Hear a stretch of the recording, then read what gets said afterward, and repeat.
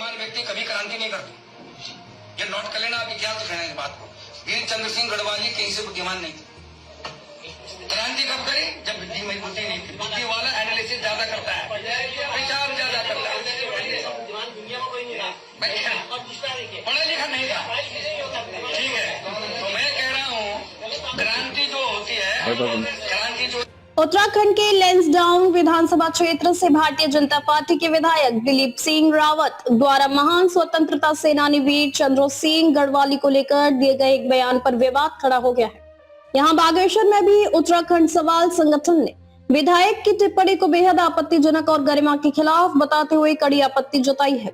संगठन के अध्यक्ष रमेश पांडे कृषक ने कहा कि विधायक रावत के इस कृत्य से न केवल उत्तराखंड बल्कि देश की तमाम संविधान और लोकतंत्र प्रेमी आहत हुए हैं। यह बयान देश के वीर शहीदों और जन आंदोलनों की साझी विरासत का सीधा अपमान है।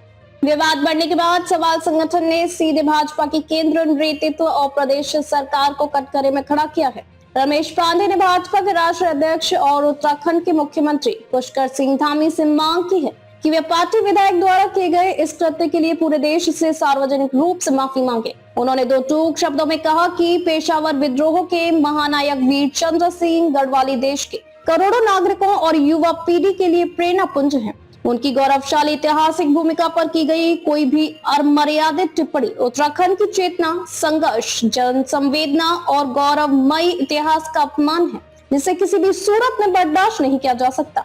हमारे वीरचंद गढ़वाली उत्तराखंड की ही नहीं बल्कि पृथ्वी की पहचान है। वो पहला एक नायक है जिसने फौज में रहते हुए फौज के उस आदेश को नहीं माना जिस आदेश में उससे कहा गया था कि अपने लोगों पर गोलियां चलाएंगे। आज हम देख रहे थे कि कोटद्वार के एक कार्यक्रम में कोटद्वार का विधायक कहता है कि जो विद्वान लोग होते हैं वो क्रांति नहीं करते हैं, और खुलेआम कहता है कि वीर चंद्र सिंह गढ़वाली विद्वान नहीं था इसलिए उसने क्रांति की। तो ये जो बात उसने कही है उस विधायक ने, तो उसने तो पूरे के पूरे उत्तराखंड को शर्मसार कर दिया, पूरे देश को शर्मसार कर दिया।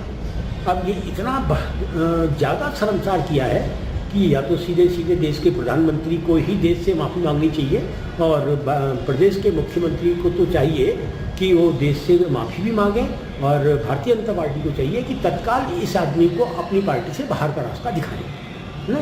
और यदि भारतीय जनता पार्टी ये नहीं कहती तो फिर ये उत्तराखंड में मुंह नहीं दिखा पाएंगे, क्योंकि उन्होंने उत्तराखंड को बदनाम किया है, उत्तराखंड को बेइज्जती की है, उत्तराखंड को गाली दी है, और उत्तराखंड इस गाली को सहन नहीं करेगा।